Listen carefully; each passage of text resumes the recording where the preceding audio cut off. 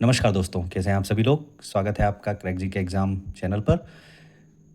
यदि आप तैयारी कर रहे हैं UPSI, Bihar SI, UP constable परीक्षा या बिहार पुलिस परीक्षा की या किसी भी राज्य की पुलिस परीक्षा की, तो ये वीडियो आपके लिए बहुत ही लाभदायक हो सकता है, क्योंकि हमारा मोटो ही है, अब की बार कंधे पे डबल स्टार। जी हाँ, सब इंस्पेक्टर बनना है, दरोगा जी बनना है, तो तैयारी तो अच्छी करनी पड़ेगी, और ख़ासकर वो भी हिंदी जैसे सब्जेक्ट की, जो वे बहुत ही स्कोरिंग सब्जेक्ट है और इसमें गलती बिल्कुल भी नहीं होनी चाहिए, क्योंकि ऐसे सब्जेक्ट में यदि आप गलती कर रहेंगे तो आप उन बच्चों से पीछे जाएंगे जो इस सब्जेक्ट में महारत हासिल कर चुके हैं। और महारत हासिल करना कोई बड़ी बात नहीं है, बस आपको कुछ चीज़ें, कुछ फैक्ट्स, कुछ क्वेश्चन इस तरीके से तैयार करने हैं जो दूसरे बच्चे भी तैयार करते हैं।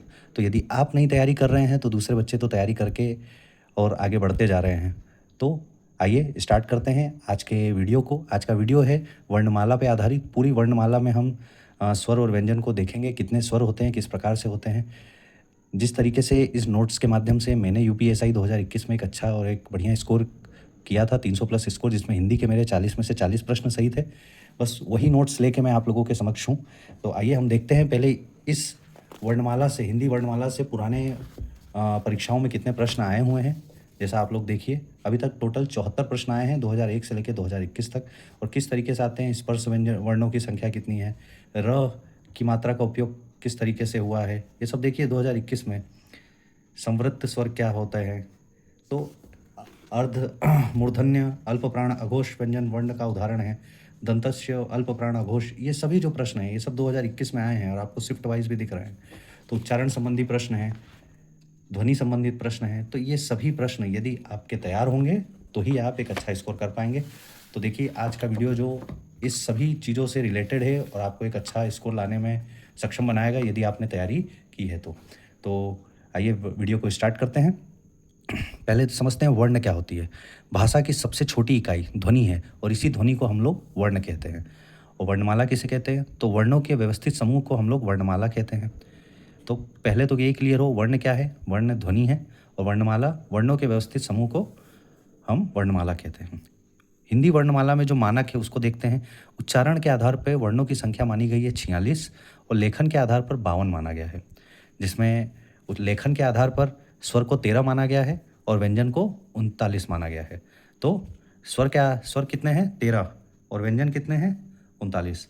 इसमें आपको मैं इसीलिए ये हाईलाइट किया हूँ, ये नहीं हाईलाइटेड है क्योंकि लेखन के आधार पर ही आता है। उच्चारण वाला बहुत कम आता है जिसमें स्वर 11 माने गए हैं और व्यंजन 35 माने गए हैं। तो स्वर कौन कौन से माने गए हैं इसको देखिए। जो 11 हैं उच्चारण वाले, ये हैं अ, आ, ई, उ, ऐ, ओ, औ और र। और इसमें आपका अयोग वाह को बस और ले लिया गया है, र तो है ही सही, बट अंग और अह, अयोग वाह को मिलाकर 13 स्वर माने गए हैं। ठीक है। अब देखिए कभी कभी प्रश्न आता है निम्न में से अर्ध स्वर क्या है, तो अर्ध स्वर मात्र पूरे वर्णों में, पूरे वर्णमाला में य और व को ही अर्ध स्वर माना गया, जबकि ये है क्या, व्यंजन है। व्यंजनों की उसमें आते हैं अंतस्थ व्यंजन में, परंतु इनको अर्ध स्वर भी माना गया है। तो ये याद रखिएगा, य और व अर्ध स्वर है। अब आइए व्यंजन पे। व्यंजन कितने प्रकार के होते हैं, तो व्यंजन मूलतः हैं जो अपने 25 प्रकार के होते हैं जो उच्चारण के स्थान पर हैं। फिर अंतस्थ व्यंजन, इसके बारे में हम और डिटेल में पढ़ेंगे, अभी कंटिन्यू आप देखते रहिए। अंतस्थ व्यंजन य र ल व। ऊष्म व्यंजन श श श ह। संयुक्त व्यंजन है जो दो ध्वनियों से मिल के, दो वर्णों से मिलकर बनते हैं। छ जो क हलंत है प्लस खटकोण वाला ख है, इसको मिला के छ बना है। त्र त हलंत और फिर र ज्ञ ज हलंत प्लस य स्र, फिर आपका स है हलंत है प्लस र है। तो इनको मिला के संयुक्त व्यंजन बने हैं। संयुक्त व्यंजनों के बिना वो 35 व्यंजन माने गए हैं जैसा आपने देखा है। इसमें व्यंजन कितने माने गए हैं, 39। तो इसमें 4 संयुक्त व्यंजनों को भी लिया गया है। आइए तो हम लोग स्वर पढ़ते हैं। स्वर क्या है, स्वतंत्र रूप से बोले जाने वाले जो वर्ण होते हैं वह स्वर कहलाते हैं। स्वतंत्र रूप से बोले जाने वाले वर्ण स्वर कहलाते हैं। उच्चारण के आधार पर 11 स्वर हैं और लेखन के आधार पर 13 स्वर है, जैसा हमने पहले ही बता दिया। तो मेनली जो आता है वो लेखन के आधार पर आता है। स्वरों का वर्गीकरण, स्वरों का वर्गीकरण है ह्रस्व स्वर। जिन स्वरों के उच्चारण में कम समय या एक मात्रा का समय लगे वह ह्रस्व स्वर हैं। नाम से ही पता चलता है ह्रस्व मतलब छोटा, तो जिसमें कम समय लगे या एक मात्रा का समय लगे तो वह ह्रस्व है, जैसे अ ई उ। और दीर्घ स्वर में जहाँ पे मात्रा लग जा रही है, जहाँ दो मात्रा का समय या ह्रस्व स्वर से अधिक समय लगे उन्हें दीर्घ स्वर कहते हैं, जैसे आ, ई, उ, ए, ऐ, औ, औ। तो ये क्या है? दीर्घ स्वर है। तो आपको हो सके तो समझ में आ रहा होगा। और इन वीडियोस को देखने के बाद हमारे पीडीएफ को भी आप प्राप्त कर सकते हैं। टेलीग्राम लिंक इस वीडियो के डिस्क्रिप्शन बॉक्स में है। अब ह्रस्व और दीर्घ के बाद में आता है प्लूत स्वर। प्लूत स्वर जैसे ओ, ई, म, इनको कैसे आप याद कर सकते हैं? जिसमें उच्चारण में दीर्घ स्वर से भी अधिक समय लगे। जैसे अभी तक एक मात्रा दो मात्रा वाली बात थी, ह्रस्व में एक मात्रा, दीर्घ में दो मात्रा, यहाँ पे तीन मात्रा वाले जो समय लगे तो उसे प्लूत स्वर कहते हैं। जैसे किसी को पुकारने में या नाटक का संवाद बोलने में मूलतः इनका ज़्यादा प्रयोग होता है। जैसे राम, जैसे ओम आपको पढ़ना है तो ओम तीन वर्णों से मिलके बना है, ओ, ई, म। जैसे आप किसी को बुलाना है तो बोलते हैं हरे, तो उसमें जो मात्रा बढ़ती जा रही है इसको आप प्लूत स्वर में पढ़ते हैं। तो ये किसके उदाहरण हैं? प्लूत स्वर के, ये याद रखिएगा। इसमें मेनली ये कुछ कुछ बस आते हैं और ये पूछा जाता है कि ये कौन से स्वर हैं, तो आपको ऐसे ये वर्ण याद होने चाहिए कि ये प्लूत स्वर हैं। तो आइए अब व्यंजन पे।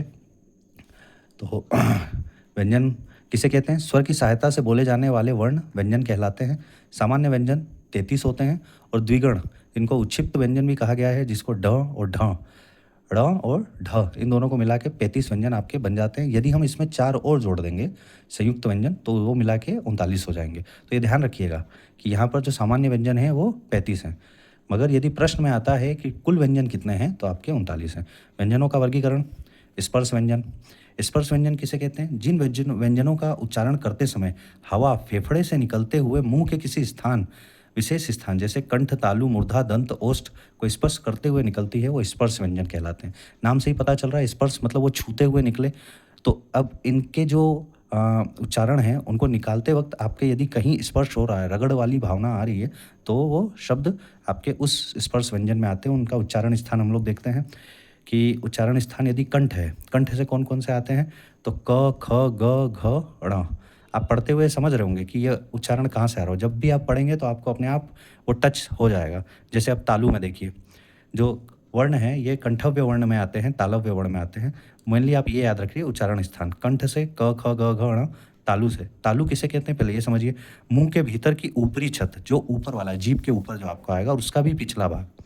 अब जब आप पढ़ेंगे तो आपको टच आएगा वहाँ पर, अपने आप आपकी जीभ उसको टच करेगी। जैसे च, छ, ज, झ, य। तो जब आप पढ़ेंगे तो आपको पता चल जाएगा इसका उच्चारण स्थान तालु है। अब मूर्धा क्या है? वही जीभ के ऊपरी भाग का अगला भाग। पिछला भाग था तालु, आगे वाला भाग है मूर्धा। अब इसको पढ़िए ट, ठ, ढ, ढ, ड़। आप पढ़ते वक्त आपके मुंह में अपने आप जीभ उसको टच कर रही होगी, तो आप इससे समझ सकते हैं। इसको फील करिए, फील करेंगे तो आपको याद करने की ज़रूरत नहीं पड़ेगी। तो कंठ हो गया, तालु हो गया, मूर्धा हो गया। तालु किसे कहते हैं? पिछला भाग, जो जीभ का ऊपरी भाग है पिछला, और मूर्धा है जो आगे वाला भाग है। तो अब आइए दंत पे। दंत जो दंतव्य वर्ण है, इसका उच्चारण स्थान दांत है। ये है त, थ, द, ध, न। आपकी जीवा अपने आप ही दांत से टकरा रही होगी। और ओठ, अब ओठ पे आइए तो यहाँ पे जीवा का कुछ काम ही नहीं है। प, फ, ब, भ, म, सब आपके ओठ अपने आप गोल सा हो जा रहा होगा और उसमें से आपकी आवाज़ निकल रही होगी प, फ, ब, भ, म। तो इसको फील करेंगे तो आपको याद करने की ज़रूरत नहीं पड़ेगी। अब आइए अंतस्थ व्यंजन पे। जिन वर्णों का उच्चारण पारंपरिक वर्णमाला के बीच अर्थात स्वरों और व्यंजनों के बीच में स्थित हो, जैसे य, र, ल, व, तो ये अंतस्थ व्यंजन होते हैं। ये वर्णमाला के बीच में होते हैं और स्वरों और व्यंजनों के बीच होते हैं, इसलिए य और व को अर्ध स्वर भी कहा गया है। अब य जो है, इनका उच्चारण स्थान तालु है। य का तालु, र का दंतमूल जैसे मसूड़े से र, आप तो बोलेंगे तो अपने आप आपको लगेगा। ल भी दंतमूल मसूड़ा, और व दांत और ओठ, इसका निचले ओठ से ज़्यादातर व निकलता है। आप बोल के देखिए व, तो आपके निचले ओठ को ही थोड़ा सा टर्न होना पड़ेगा। तो आपको याद होना चाहिए अंतस्थ व्यंजन कौन कौन से होते हैं, य, र, ल, व, और कितने होते हैं? तो 4। ऊष्म, जिसको संघर्षी व्यंजन भी कहते हैं। जब भी आप इस ऐसे व्यंजनों को पढ़ेंगे तो आपकी आवाज़ में थोड़ा सा गर्माहट आएगी, अपने आप ही संघर्ष करेंगे। जैसे जिन व्यंजनों का उच्चारण करते समय वायु मुख के किसी स्थान विशेष से घर्षण या रगड़ खा के निकले या उष्मा या गर्मी पैदा करे, उसे उष्म या संघर्षी व्यंजन कहते हैं। जैसे श का उच्चारण स्थान तालु है, तो श आप बोलिए श।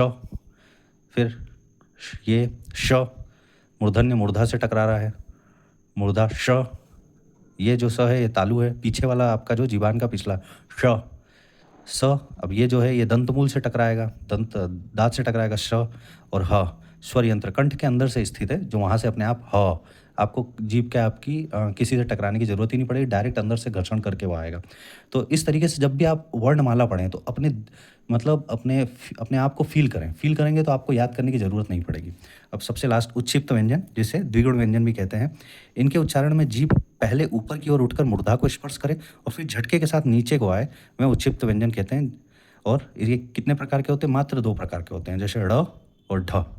आप बोलते वक़्त इसको देख रहे होंगे, मूर्धा से टकरा रही होगी, फिर एकदम नीचे आ रहा होगा। तो ड़ और ढ। अब ये बहुत ध्यान रखने वाली बात है कि उच्छिप्त व्यंजन सिर्फ़ हिंदी में पाए जाते हैं, संस्कृत में नहीं। तो जो बच्चे ये संस्कृत को भी ऐसा समझ रहे हैं, तो ये उच्छिप्त व्यंजन संस्कृत में नहीं पाए जाते हैं, मात्र हिंदी में पाए जाते हैं।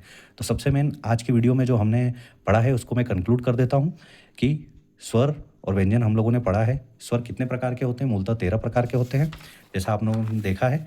इसमें भी ध्यान देने वाली बात है कि लेखन के आधार पर हम लोग स्वर 13 माने हैं और व्यंजन 39 माने हैं, और यही मूलतः आते हैं क्वेश्चन। उच्चारण के स्थान पर कभी-कभी यदि क्वेश्चन को घुमाना होगा तो वो आपसे पूछेगा उच्चारण के आधार पर वर्णों की संख्या कितनी है, तो 46 है। ठीक है? इसमें स्वर कितने हैं? 11 हैं, और व्यंजन कितने हैं? 35 हैं। उसमें भी कौन-कौन से हैं, ये आप लोगों ने वीडियो में देख लिया है। ठीक है? और फिर स्वर आपने देखा, लेखन के आधार पर 13 हैं। व्यंजन हम लोग देखें, व्यंजन टोटल 35 हैं, और लेखन के आधार पर टोटल कितने हैं? 39 हैं। ठीक है? जिसमें हम लोगों ने संयुक्त व्यंजन भी देखे हैं। संयुक्त व्यंजन में ये आप हमेशा याद रखिएगा, मैं इसको पॉइंट आउट कर दूं, ये जो है ये 4 बहुत ही इंपॉर्टेंट है। संयुक्त व्यंजन में छ, त्र, ज्ञ, श्र किस किस वर्णों से मिल के बने हैं, तो ये क्वेश्चन आते हैं, तो इसको आप ज़रूर ध्यान में दीजिएगा। और सबसे इम्पॉर्टेंट एक भी कि अर्धस्वर किसे कहते हैं। तो ये पूरा का पूरा जो है वर्णमाला हम लोगों ने कवर की, बहुत ही शॉर्ट एंड सिंपल तरीके से। क्वेश्चन यदि आप इसी को बार बार रिपीट करेंगे तो आपके क्वेश्चन बनने लगेंगे, इससे बाहर क्वेश्चन नहीं आता है। और भरोसा रख के आप तैयारी करिए, आपका पेपर बहुत अच्छा जाएगा। यदि आप PYQs लगा रहे हैं या फिर प्रैक्टिस सेट लगा रहे हैं, तो आप यदि हमारे वीडियोस, हमारे नोट्स को पढ़ के आप लगा रहे होंगे, तो आपके नंबर ज़रूर बढ़ रहे होंगे। और यदि बढ़ रहे हैं तो प्लीज़ कमेंट सेक्शन में थोड़ा सा पॉजिटिव वे में आप कमेंट करके बताएं यदि है तो।